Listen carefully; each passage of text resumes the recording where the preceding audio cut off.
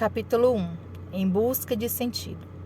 Um psicólogo no campo de concentração. Este livro não trata de fatos e acontecimentos externos, mas de experiências pessoais que milhares de prisioneiros viveram de muitas formas. É a história de um campo de concentração visto de dentro, contada por um dos seus sobreviventes. Não vamos descrever os grandes horrores, já bastante denunciados, embora nem sempre se acredite neles, mas sim as inúmeras pequenas torturas. Em outras palavras, tentarei responder a seguinte pergunta: de que modo se refletia na cabeça do prisioneiro médio a vida cotidiana do campo de concentração?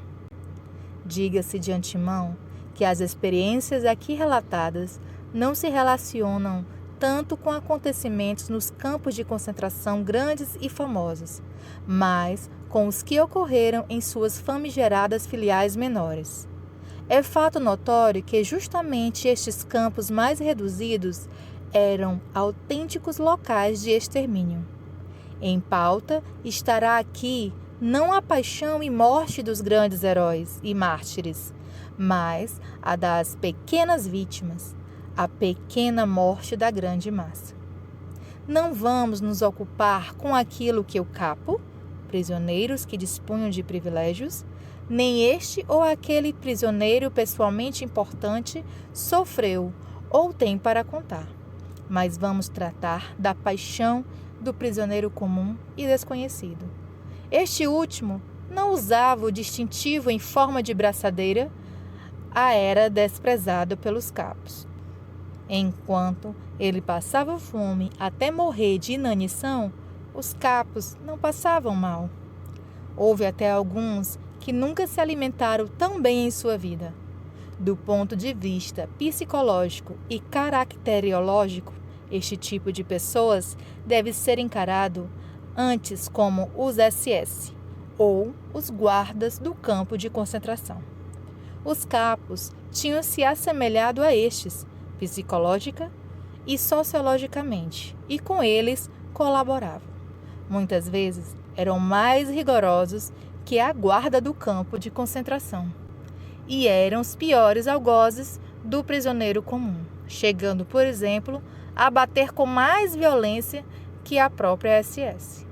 Afinal, de antemão, somente eram escolhidos para capos aqueles prisioneiros que se prestavam a este tipo de procedimento, e caso não fizessem jus ao que deles se esperava, eram imediatamente depostos. Seleção ativa e passiva.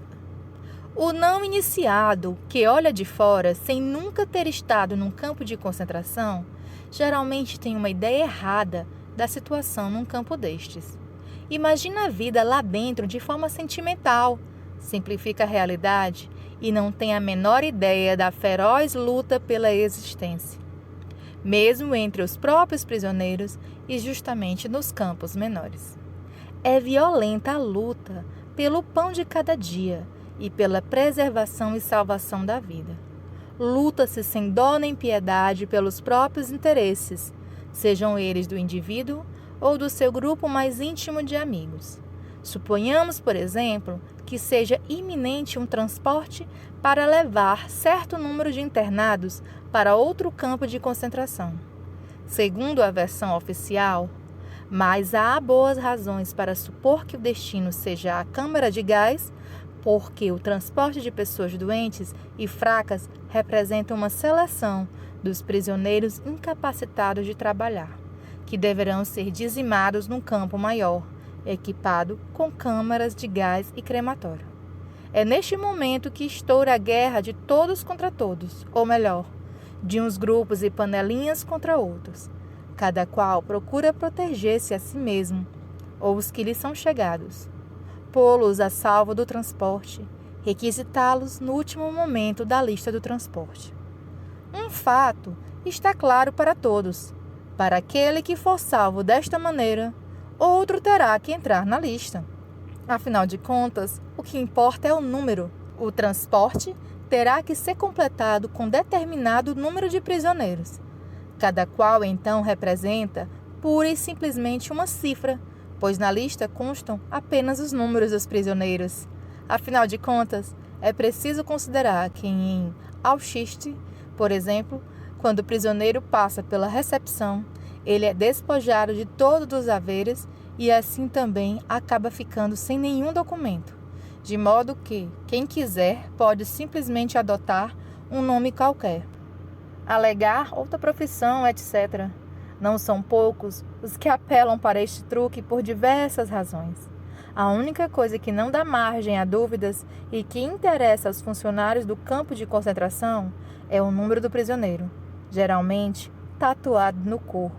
Nenhum vigia ou supervisor tem a ideia de exigir que o prisioneiro se identifique pelo nome, quando quer denunciá-lo, o que geralmente acontece por alegação de preguiça.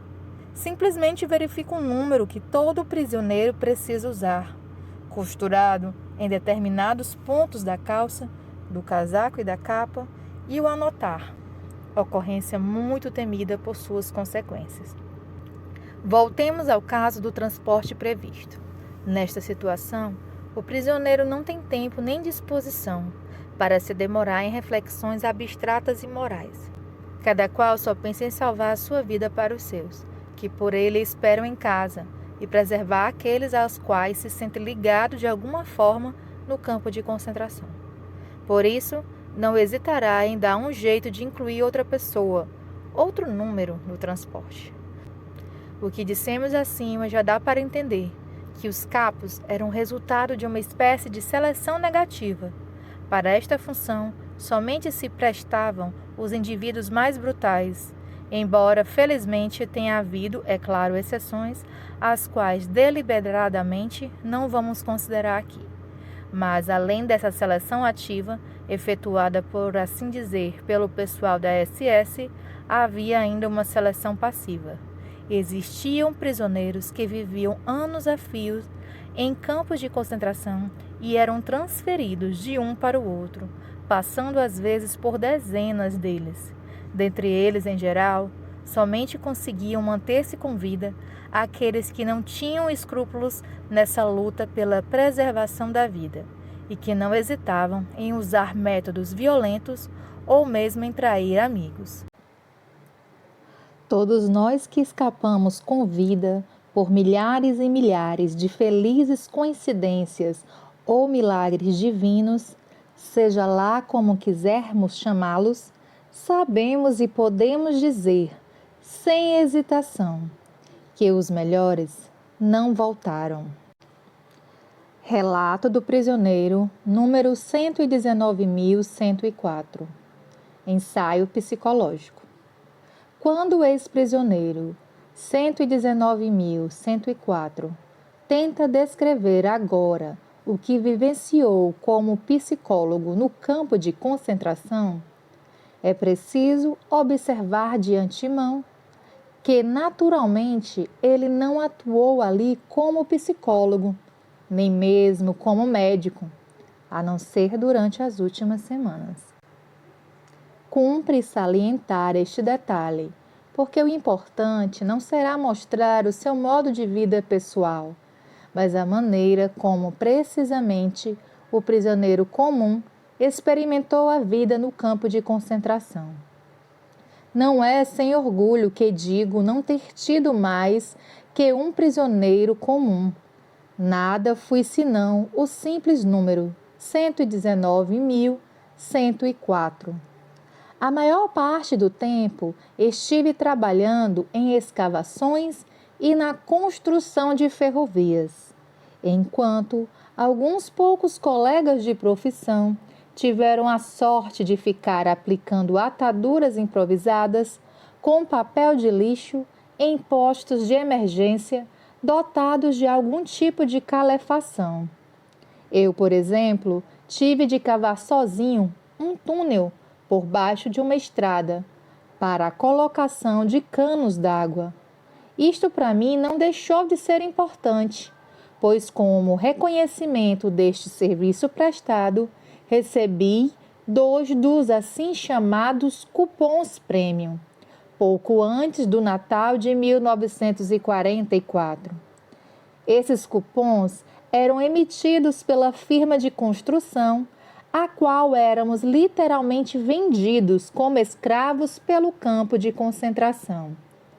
Em troca de cada dia de trabalho de um prisioneiro, a firma tinha que pagar à administração do campo determinada quantia. Cada cupom prêmio custava à firma 50 centavos e era resgatado a 5 cigarros no campo de concentração, geralmente apenas depois de passadas algumas semanas. De repente, eu estava de posse de um valor equivalente a 12 cigarros.